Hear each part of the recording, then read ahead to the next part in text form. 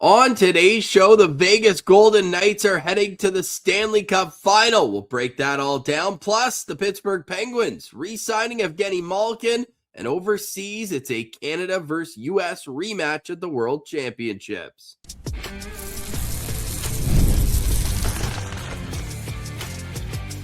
You're Locked On NHL, your daily podcast on the National Hockey League. Part of the Locked On Podcast Network, your team every day. Hello and welcome inside this Wednesday, May 27th edition of the Locked On NHL podcast. I'm Ross Levitan from Locked On Senators. With me, as always, it is Mike DiStefano from Locked On Maple Leafs. And Mikey, we are two fan bases that I think hurt every time the Vegas Golden Knights win. Welcome to that, by the way, this year. I'm used to it by now since watching Mark Stone lift the cup in 2023. What's the vibe in Leafland seeing Mitch Marner heading to the Stanley Cup Final? Well, it's like Mark Stone, though, was like a likable guy for like the Senators, like Marner was a very polarizing figure in Toronto. So I feel like that makes it more angry to see what's going on with a majority of Leaf fans. But it is very interesting to see Mitch Marner, year one away from Toronto, having the success that he's having, leading the Golden Knights to a Stanley Cup Final and being the front runner for the Conn Smythe along the way. I credit to him. He deserves all the credit in the world, man. He made the decision to leave. He thought that the Golden Knights would give him the best opportunity to win a cup, and here they are now, just 4 wins away from doing so. And he's playing some of the best hockey that he's played in his career. He's truly forming into a playoff performer before our very eyes. It's crazy to see, but it's happening out in Vegas. They're getting the best of Mitch Marner, that's for sure. And speaking of trades and acquisitions for the Vegas Golden Knights, what a whirlwind for Cole Smith, eh? Remember he got traded sitting on the bench in Nashville earlier this year and ends up going to Vegas, and he scores ultimately what was the game-winning goal. It put Vegas up 2-0 at that point. A good flurry from Colorado at the end, and there'll be plenty of time over at Locked On Avalanche to break down what went wrong for the President's Trophy winners who get swept in the conference final. Really surprising, but at the same time, like, you don't have to be a doctor to know that Nathan McKinnon and Cale Makar laboring out there. Val Nichushkin didn't play. Like, that's tough injuries at tough times, but there's no excuses. Everybody's going through something this time of year, but if you're Colorado, that's got to leave a bad taste in your mouth. Well, yeah, I mean, to get swept is just, it's got to feel gutting. I know. You put up such a great season, though. Like, you win the President's Trophy, you're the favorites to win it all.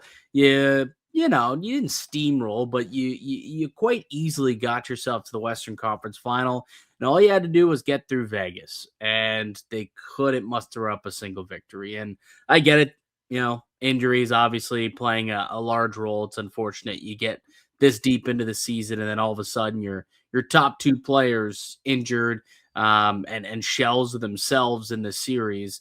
But at the end of the day, it's still going to hurt, and it's going to suck. And they're going to chew on it. And a guy like Nate McKinnon is going to think about it all summer long about how they weren't able to get one win out of this. And you look at even the third period, like, they just couldn't get anything going, right? Like, I was looking at the numbers last night. They had one high danger chance in the third period at 5-on-5 yesterday. One.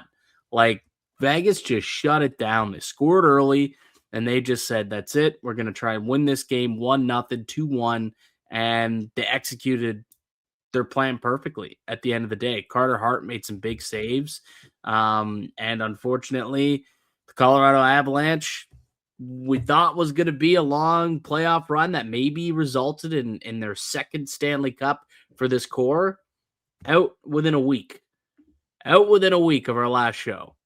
Yeah. Did not see that coming. No, me neither. And now we're in a situation where could Vegas be wondering if they're going to deal with what Carolina dealt with last round, where they've got an extended period of time off, and how's that going to affect them? We figured out how to beat Carolina, give them 11 days off, and they might look rusty in the first period and give up 4 goals in the fastest 4 goals against in Stanley Cup playoff history. But Carolina's a wagon right now. They're 10-1. They've got tonight's game against the Montreal Canadiens. They're looking to go up 3-1, take a stranglehold on that series. One last note on Colorado. You got to feel for Brent Burns, right? What a thought that this could finally be the year that he wins a Stanley Cup. And unfortunately, that's hockey. It's not going to go your way. You think that's it for Burnsy? I don't know, man. Like that wheels kind of fell off there. Like, I'm not gonna lie. Like he did not look like your typical Brent Burns. Nope. Season, especially late into that postseason run, definitely did not look like himself.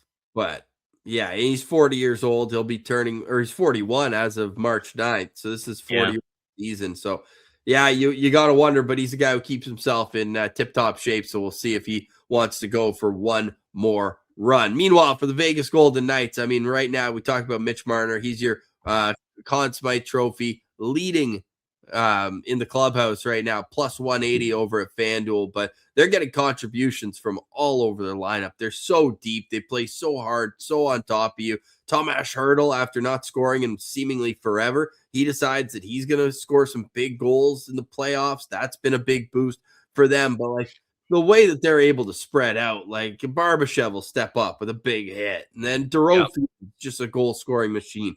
They can just beat you all over their lineup. I like the tweet from the Vegas Golden Knights last night where they say maybe the pillows were filled with rocks in the Pacific. The pillow fight division. Yeah. But hey, maybe it's actually the Atlantic division that's still elite because you look at the best players on Vegas: Jack Eichel, Buffalo Sabre, Mitch Marner, Toronto Maple Leaf, Mark Stone, Ottawa Senator. But jokes aside, and dude, you know what hit me last night? We'll talk later about Canada-USA meeting in the quarterfinals at the Worlds.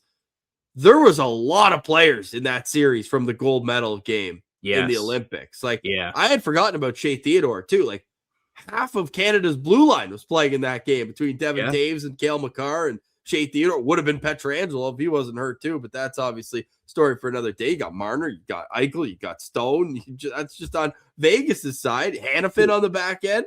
Like, and then you got McKinnon and Brock Nelson, and it's insane how many guys. Oh, it was crazy. There was an abundance of guys who are, who playing for the gold medal back in Italy, but it's crazy. Bring up Alex Pietrangelo, and you almost forget that, like, he should also be part of this Vegas team. And the fact that they are still as deep as they are on the blue line by missing that guy is just a testament to how well that they've been able to build that team out there in Vegas. It's impressive, man. It's so impressive. And George McPhee, Kelly McCrimmon, they deserve all the credit in the world for what they've been able to build, man. And they've been ruthless. They've been cutthroat, clearly, by firing Bruce Cassidy like 8 games before the postseason. They bring in John Tortorella, and the rest is history. Here they are. Buckle up. They're off to the Stanley Cup Final. After being down 2-1 in their opening round series to the Utah Mammoth, the Vegas Golden Knights since then have put up a record of 11-2. Like the Knicks. Like the Knicks, them and the Knicks both. They were down 2-1 in round 1, and they've just steamrolled ever since. Their 3rd trip to the Stanley Cup Final in their 9th season as an organization. Ross, so I saw something on Twitter today that they will now have at least 9 banners in 9 years. That's 9 banners in 9 years. Yeah, 5 division titles, 3 conference championships, and a Stanley Cup banner, and maybe a second one to boot. Insanity. That makes me sick, to be honest. It does make me sick, because you look at the Vegas Golden Knights, there was no expansion blues, and then they just carried it all the way through. They played 122 playoff games in 9 years. That's quite the feat for that organization. So congratulations to John Tortorella and the entire Vegas Golden Knights. Were you surprised at all that Mark Stone did not touch the Clarence Campbell Bowl? Did they touch it last time? Not when they won. Then no, not surprised at all. Yeah. I don't get the superstition behind that, but you know what?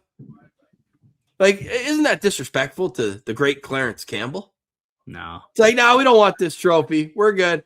We're here for the other one. I got to touch it. I don't. It's a really nice trophy, by the way. Yeah. No. Anyway. It's nice. Speaking of those trophies, well, Malkin's never won the Clarence Campbell, but he does have 3 Stanley Cups on his resume, and he's also a one-team guy, and that will continue. Evgeni Malkin signing a 1-year contract. We'll get into what the details of it are on the other side. You're listening, Locked On NHL, your team every day. Today's episode is brought to you by our friends over at KALSHI. Over at KALSHI, the hunt for the Stanley Cup is on, and now you can trade every game on KALSHI. On KALSHI, you can trade every single playoff game, as well as every series, the conference finals in the East, and the championship series. So, over at KALSHI tonight, 82% of people are riding with the Carolina Hurricanes on the road in Montreal. It's going to be fascinating to see how that plays out. On KALSHI, you're trading against peers in a live market, meaning that there's no house. And as the probability changes, you can buy in and out of your position. For a limited time, download the KALSHI app and use code LOCKEDON and get $10 when you trade 10. That's KALSHI. KALSHI. You can trade on anything. Welcome back, Locked On NHL, your team every day, part of Locked On Podcast Network, the #1 sports podcast network. And Evgeni Malkin getting the guys over at Locked On Penguins fired up with his 1-year extension. It's a $5.5 million deal, but that, Mikey, is the base salary. There's also a big performance bonus. Almost, he can make $3.5 million in performance bonuses. And again, you can only give those contracts out for plus 35-year-old seasons. He'll get $250,000 if he plays 42 games, $250,000 after 63 games, $1 million if they make the playoffs, and then $500,000 for each playoff win after that. So if he has a healthy season, I mean, this is already going to be a $6 million contract. Do you think that's fair for a guy who's 40 years old? I mean, if he's performing, sure, but Malkin and healthy season, not necessarily synonymous with one another. I think he's had, two? Yeah, the last two he's missed. Healthy season since 2010. So, so we'll see if he can get there. This year, played only 56 games, 61 points in 56 games, though. Like, the guy still can play, which is very impressive at 39 years old. You know, Gino's always been kind of in the, in the shadows of Crosby out there in Pittsburgh, but, like, he's still one of the best ever play. Like, he's a hands down, surefire Hall of Famer. Good for Gino. He still wants to play, and I think if there was an opportunity to keep him locked into Pittsburgh, I'm glad that they're doing this and, keeping the core together for one last hurrah. You kind of saw them obviously put up, an impressive season this year with them making the postseason, making the playoffs there. So I think why not kick it back one more year, run it back. Let's see what happens.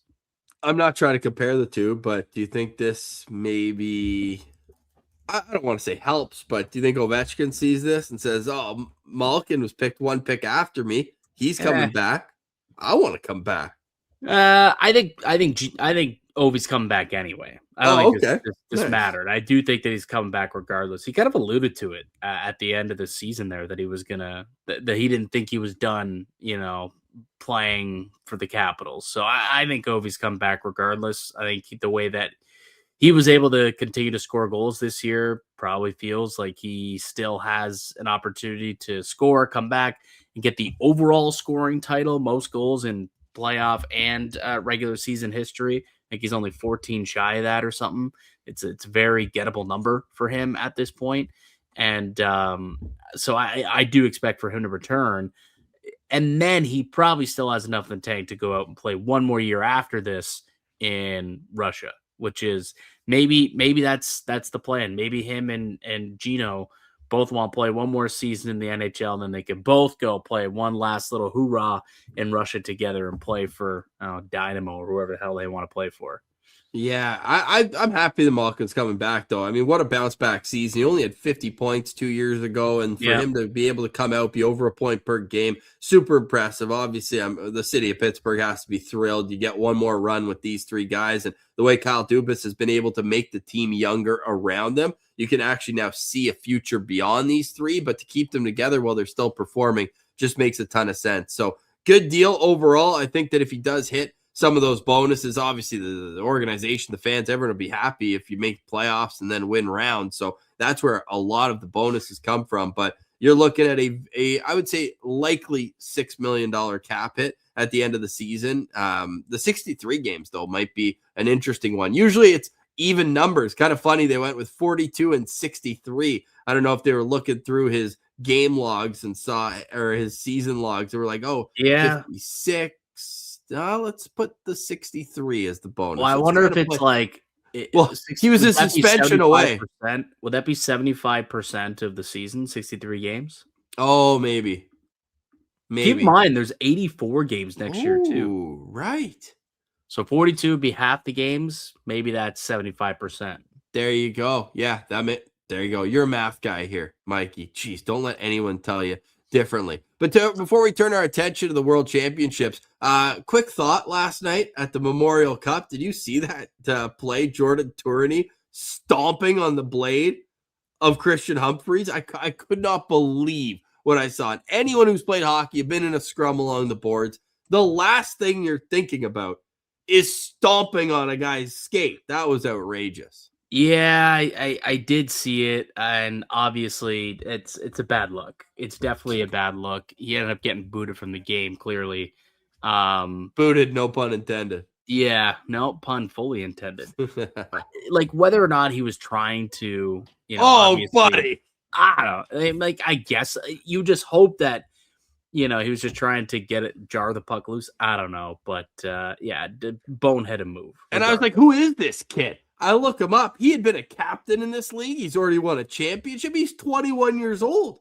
Like, he's got to know better than that. That's tough look there. By the way, the Kitchener Rangers look like the team to beat at the Memorial Cup. Undefeated, unreal. And when they were interviewing Mike McKenzie on TSN, I was like, man, he's missing the old TSN jacket. Let's throw it back to old Bobby Mack here for a second. But he was a natural up there. You could tell it runs in the family. And his brother, Sean McKenzie, doing the post-game interviews on the ice after the Vegas Golden Knights advance to the Stanley Cup Final. You can always tell when a national broadcaster, the rinkside guys, are well-respected, like Sean and like Kyle Bukauskas, is when they say thank you to the guys. The guys always call them by name. And then after the interview, you can see as they're skating away, they turn back and give them a little head nod, a little what's up. So it's great to see that the boys are all excited and we're fired up for the Stanley Cup Final. We're also fired up for Canada versus the USA. We're not going to call it a rematch in, let's say, name, because for the organizations, it's important for Hockey Canada, for Hockey USA. But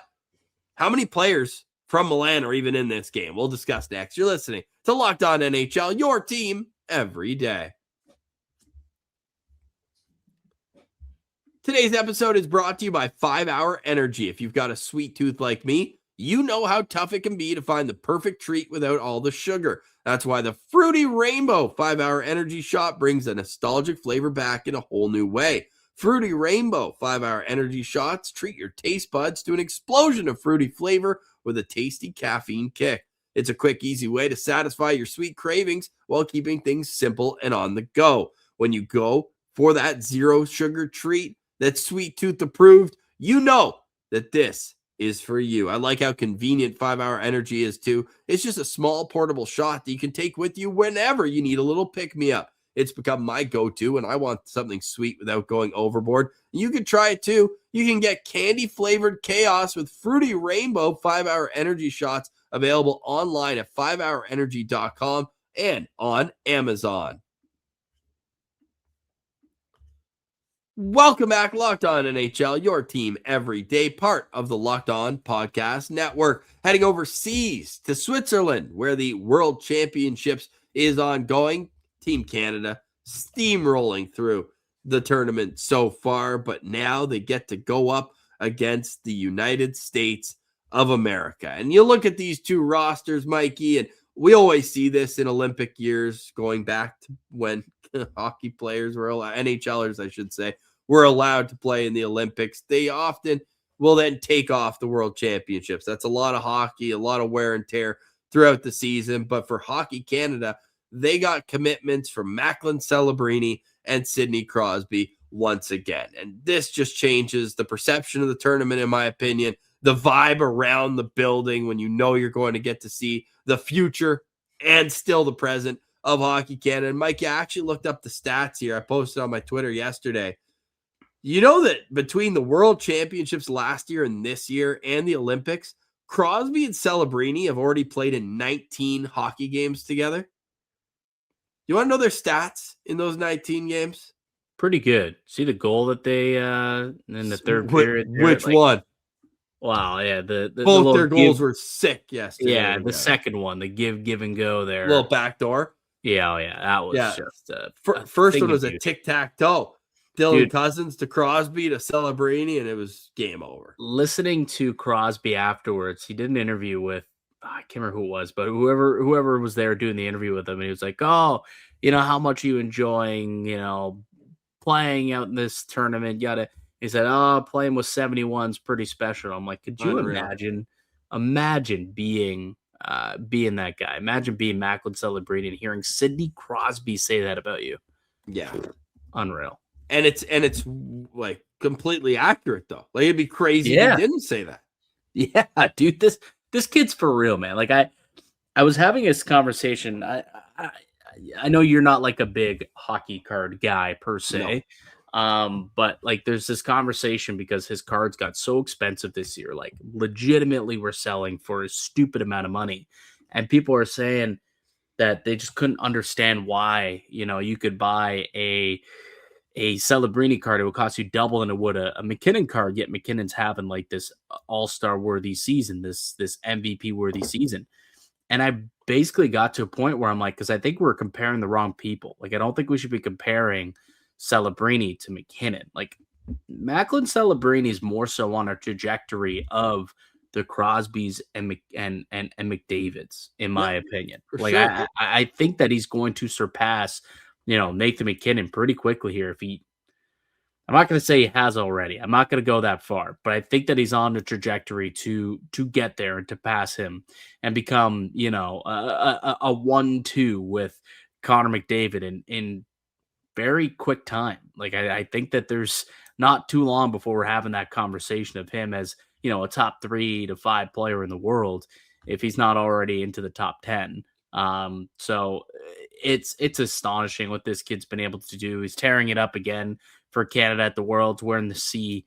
And the kid's so impressive, man. He continues to just wow me day by day. Just continues to break down those barriers too, where it's like, well, he can't do this. Actually, he can. Wow, he's not going to be able to do. Well, actually, looks like he's out there, rocking the C for Canada with Crosby on his wing, and it doesn't matter. Like, they're still out there just kicking in teams. It's crazy. Being a captain of a team with not only Sidney Crosby, but John Tavares, Ryan O'Reilly, vets who have worn letters for years, and he just not only commands the respect, but he also leads the team in scoring. He's unreal. And as a Senators fan, I'm very happy to see that they've given Dylan Cousins the opportunity to ride shotgun with them. I can't imagine what kind of lessons he's learning playing with Crosby and Celebrini to get to the numbers here in the 19 games together. So this World Championships, last year's World Championships, and the 4 games at the Olympics before Sidney Crosby got hurt.